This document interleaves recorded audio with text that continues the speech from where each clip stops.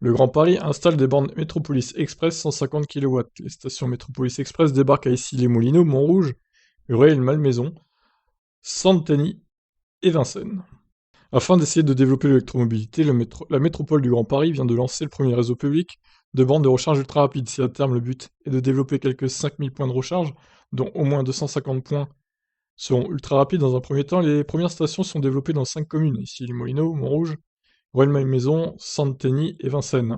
Plusieurs types de bornes seront développés et installés, pouvant aller jusqu'à 150 kW, de quoi permettre une puissance de charge adaptée à la plupart des véhicules électriques les plus récents, et surtout bien plus élevée que la grande majorité des bornes publiques qu'on trouve déjà en France actuellement.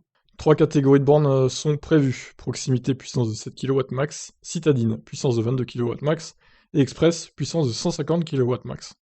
Ces nouvelles bornes seront équipées de prises combo CCS et CHAdeMO. Ah, il y aura aussi du CHAdeMO, bah dis donc, permettant d'accueillir l'ensemble des voitures électriques. Selon les modèles et les puissances acceptées, il sera possible au mieux de récupérer jusqu'à 100 km d'autonomie en 10 minutes.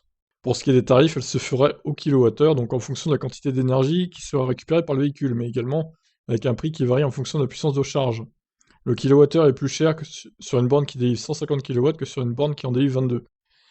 Alors ça, c'est quand même étonnant, hein. Évidemment, pour éviter les voitures ventouses, le tarif est salé pour les voitures qui resteraient branchées alors que leur charge est terminée. Oui, mais il faut aussi éviter les voitures ventouses tout court, en fait. Les voitures thermiques, par exemple. Sur chacune des bornes Métropolis, le client sera informé de sa consommation et du prix de la recharge en cours. A noter qu'il existe également des forfaits Métropolis permettant de diminuer le prix de la post-charge, permettant notamment de laisser la voiture branchée toute la nuit. Alors, du coup, les tarifs, les voici. Alors, si vous rechargez en dessous de 3,7 kW, ça vous coûtera 36 centimes le kilowattheure. Ce qui est 2 fois plus que chez soi, à peu près. Entre 3,7 et 22 kW, ça coûtera 45 centimes le kilowattheure. Juste en dessous de 100 kW, 60 kW, enfin 60 centimes le kilowattheure, pardon. Et entre 100 et 150, 65 centimes le kilowattheure. Alors, c'est quasiment le double, hein. Quand même, c'est beaucoup, là, je trouve. Pourquoi une telle différence de prix alors que ça reste un tarif au kilowattheure, que ce soit en dessous de 3,7 ou entre 100 et 150?